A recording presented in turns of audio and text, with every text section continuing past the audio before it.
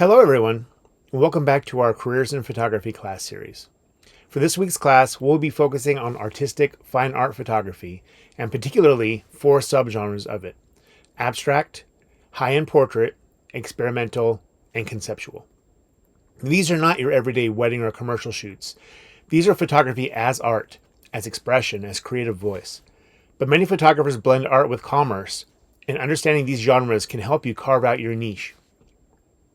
So following, I'll describe each subgenre, how to begin, what skills and equipment you might need, and also some maybe low-cost alternatives.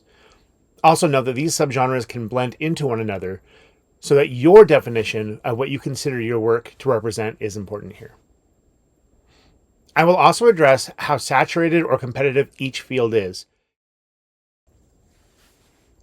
So abstract photography, sometimes also called non-representational photography, emphasizes shapes, forms, color, textures, patterns, and it often disregards representational subject matter. The idea of abstract photography is not to show what an object is, but instead to evoke a feeling or a visual interest from partial, close-up, reflections, motion, blur, layering, or digital manipulation, or actually any combination of those. The subject may be real, like it could be light on a wall or reflections in water.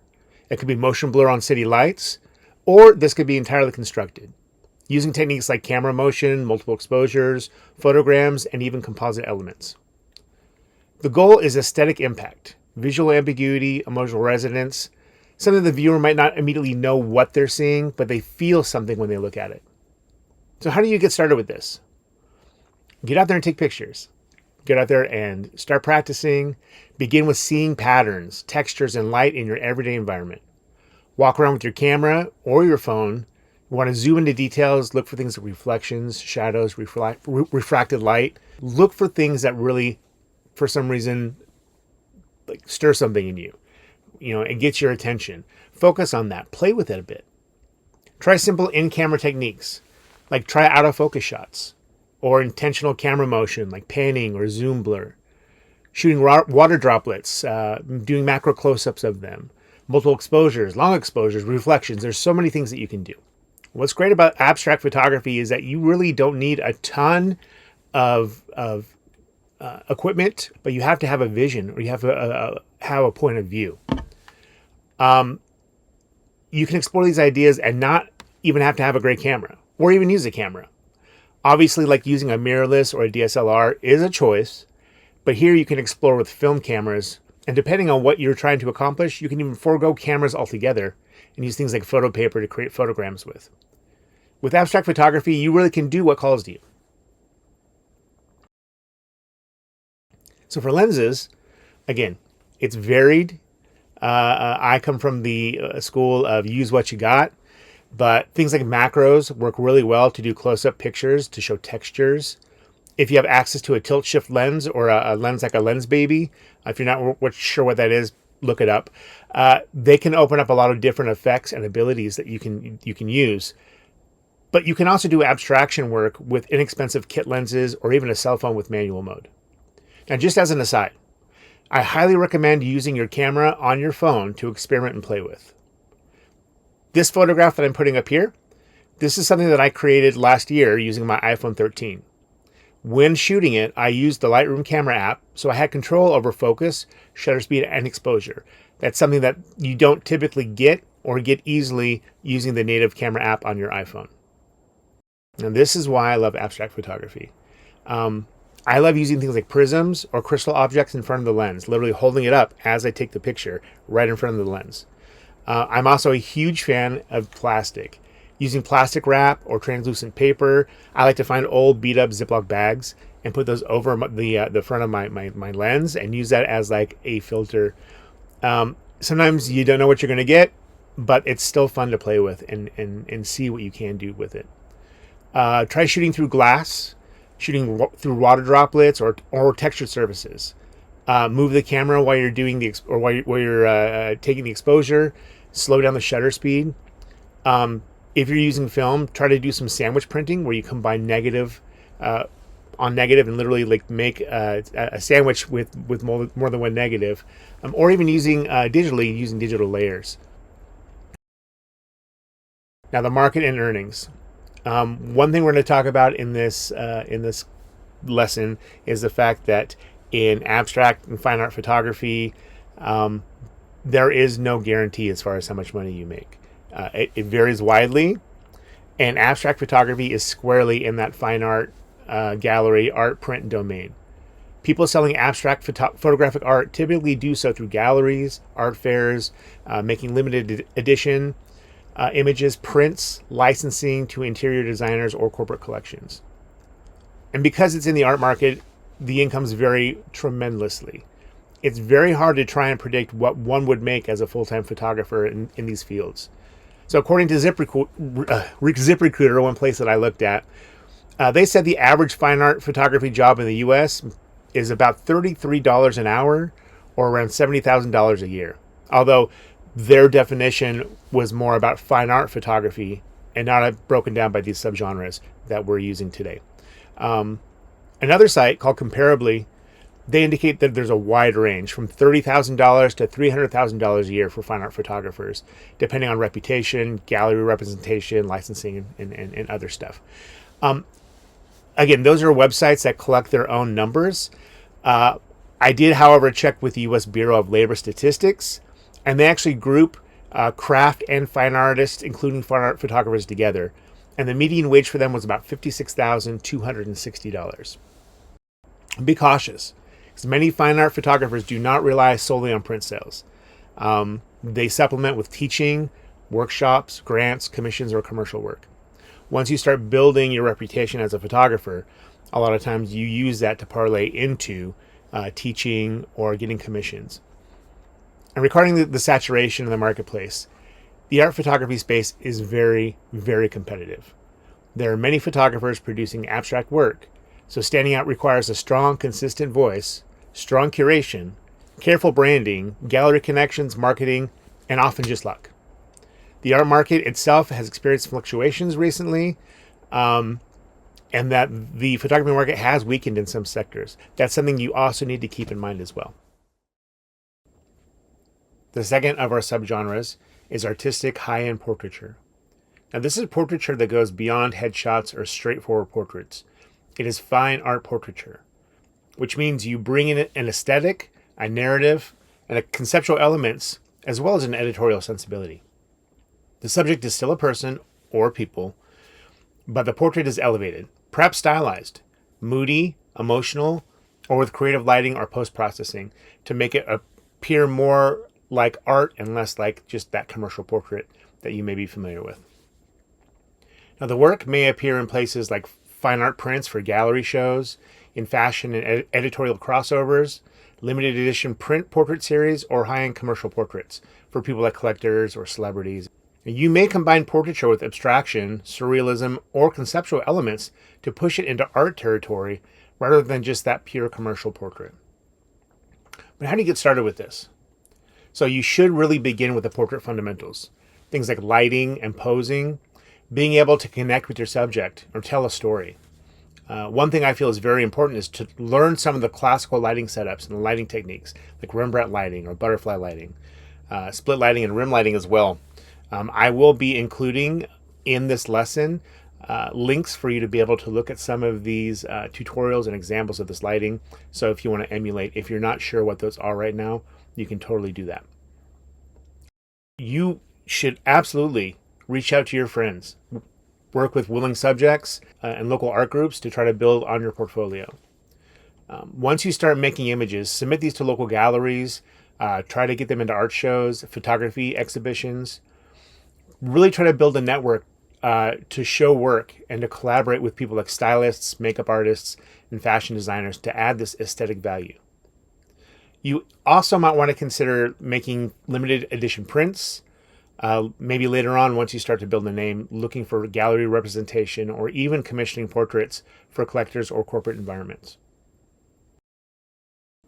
So equipment that you could use, digital or film works well with both of these. Film has an aesthetic that people are really drawn to these days. And I know photographers who are doing portraits of people, high-end fashion portraits, high-end art portraits, that can command much more money because they're shooting film. Access to a medium format camera to shoot film with is also a favorite of fine art portrait photographers. As far as lenses go, using a high quality portrait prime, like an 85 millimeter, 105, something that compresses that image, really does well. Something that you can shoot with a very shallow depth of field. Possibly using a 35 millimeter or a 50 millimeter if you're doing more of an environmental type art portrait. Conversely, finding vintage lenses can lend a soft, dreamy quality to your images. I fell into accidentally finding a Nikkor lens from the 1960s that opens up to a 1.2. I shoot Canon, unfortunately, so I actually purchased an adapter so that I can use my Nikkor lens on my Canon camera. And then I went from Canon DSLR to a Canon mirrorless. So now I have an adapter that adapts my Nikkor, my Nikkor lens onto a DSLR mount for a Canon. It then goes onto the mount for the Canon R6 Mark II. The lens looks ridiculous, but it gets the job done. And I use it when I want my images to have a certain feel to them. Lighting equipment. Having one or more off-camera strobes or studio lights is a good thing to have. Modifiers or softboxes, reflectors, grids, this stuff that you usually use when you're doing portrait work in studio, or even trying to use natural light. What's great about the art portrait, the fine art portrait, is the fact that you sort of get to make the rules for it. If you have a studio space or if you're out in nature and the light is just amazing, use it. Backdrops, props, styling, hair, and makeup also work to help elevate your portraits to a fine art category.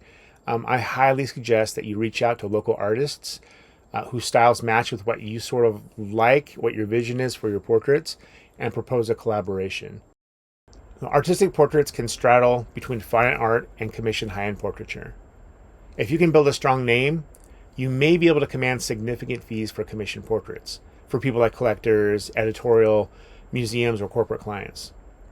And it's very hard to isolate a salary for artistic portrait photographers specifically, but we can extrapolate. A top-tier portrait artist can charge several $1,000s per commission. So, for example, $2,000 to $10,000 depending on the client, scale, and the usage rights for the images. Just know that a top-tier artist that can command those prices would probably be the equivalent of someone who makes the NFL or the NBA. The gallery edition route for portraits is similar to abstract. Income depends heavily on reputation, gallery support, edition size, and collector demand. A really big thing about getting into the fine art world is that you really do have to foster your relationships. You have to network. You have to go out to the art galleries and introduce yourself and get to know people in the scene. Networking is such a big portion of being able to become a successful fine art photographer. And regarding market saturation, so regular portrait photography is heavily saturated at the commercial standard portrait level. Things like weddings, headshots, family photos, lifestyle. But the artistic high-end niche is very much more narrow. That being said, even in this narrower niche, competition is stiff, and many photographers try to elevate their portrait work. So you need to stand out. You need to find your distinct voice. Working with excellent retouching abilities, your strong curation, marketing, doing things like social media, and often gallery cultural alignment. What is important is that you foster your brand, you foster your vision, you foster your voice. Build your look and try to set yourself apart from others. The art portrait market is crowded, and you must find a niche or a style that's just yours.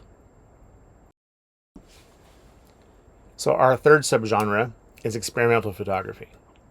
Now, experimental photography is a broad, avant-garde approach where photographers test boundaries of the medium.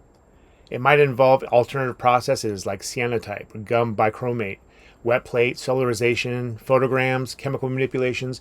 There's so much. Polaroid manipulation was one class that I took in college. I love it, but good luck trying to find Polaroid portrait paper at this point. There's so much that you can do. The emphasis is on exploring what photography can do rather than adhering to maybe what we already know it can do right now and those conventional aesthetics. Often, the result is hybrid art, combining photography with painting, collage, installation, or video. As far as some things like cyanotype, I started teaching some of my high school students cyanotype, and they absolutely love it. And you can buy the chemistry for it on Amazon for less than $15. Pick up a couple foam brushes, a piece of glass I took from a broken picture frame, and then just have at it. There's nothing else that's special that you really need for it. Oh, and watercolor paper. Although we've done cyanotypes on cloth, we did some on wood. But it's learning about what these things do and learning how you can use them for your process.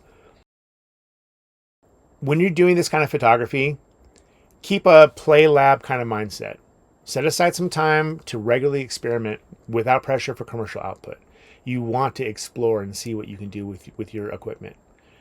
Document your experiments. Things like sketches, log the exposures if you're using film, make variations of the images so that later on you can repeat or refine what you are working on.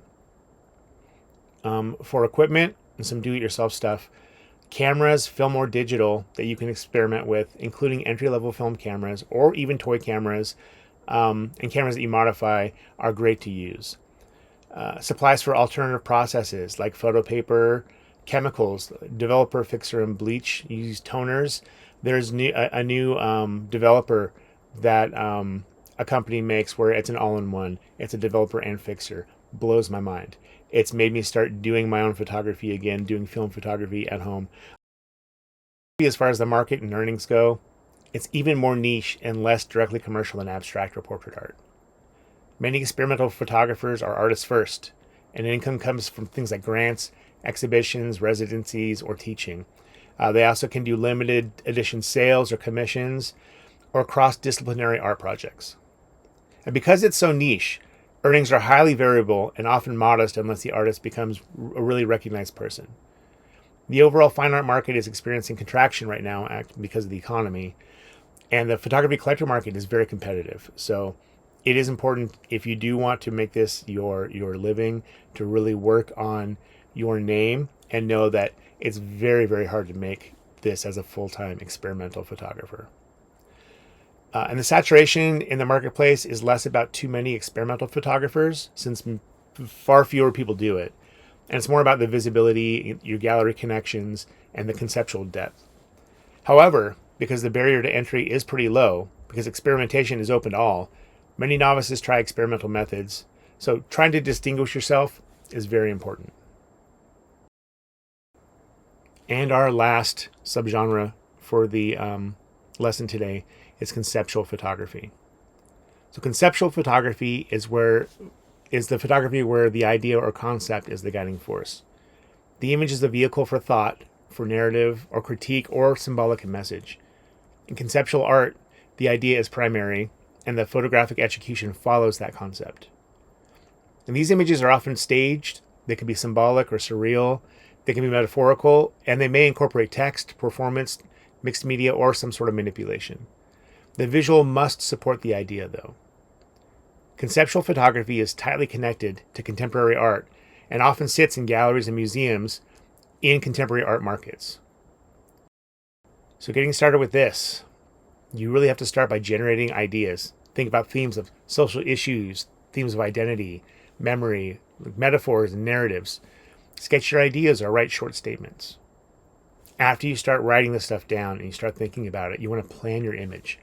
You can make storyboards, you can make mock-ups, build props, using lighting or post-production plans. It's just really the planning stage of this conceptual photography. And then when you shoot, you want to shoot with intention. Staging is often precise, much like making some sort of movie. Post-processing is also a big part of the concept. Making composites, masking and layering, blending text with your images, or using overlays or surreal retouching. Make sure to show your process. Many conceptual photographers document the idea. They use their sketches, their intermediate versions, so that the audience understands the thought that comes in behind these images. Now, for skills and equipment, a camera that gives full manual control. Again, it could be digital, it could be film, but you probably want to have that full control of the camera at all times. A variety of lenses, again, depending on your conceptual need. If you're going to be photographing something that's more environmental, you want to have a wide angle lens typically. If you're going to do detail work using a prime, you may want to have a shallow depth of field with what you're doing. So shooting at like a 2.8, a 1.8, 1.4, and then having strong retouching or compositing skills. Again, depending on what your vision is for the image or images, you need to be able to make it how you want it to look, not just on set, but also doing that post-production. So with market earnings, conceptual photography is deeply embedded in the contemporary art world. And the sale of conceptual photographic art, like prints, mixed media works, limited editions, it depends heavily on gallery representation and collector interest. So earning scale with reputation, gallery support, that's how you build your name. Many conceptual photographers supplement their incomes as well with commissions, teaching, artist in residencies, grants, or even cross-disciplinary projects. And some conceptual photographers are invited into commissions, like for editorial or advertising, but that's because of their unique voice, which can increase their earnings. And because conceptual photography is very specialized, few practitioners are doing it in a pure form. A lot of people use it as a hybrid in the commercial world. But competition is high in the art world, and galleries receive so many proposals from people. So the barrier is not so much technical all the time, but it's more about conceptual strength, novelty, and also your networking. And then as a caution, contemporary photography and the market for it is one of the most volatile, and it has seen some of the biggest contraction in the last few years because of the economy. Keep in mind that these subgenres are not rigid boxes. Many photographers combine abstraction and portrait, or conceptual and abstraction. Your work might evolve across all these different kinds of categories. In all these genres, though, your artistic voice is what helps you stand out from the crowd. Things like your style, the themes you involve, your concepts. Your success in the fine art world often also depends on much on how you present, curate, and brand yourself, and you tell your story as the quality of images. A good website, artist statement, and portfolio, especially with the social media outreach, and even collaborations are essential. But if you are looking to become an art photographer, you do want to have that provenance. You want to be able to document how many prints you make and stick with that.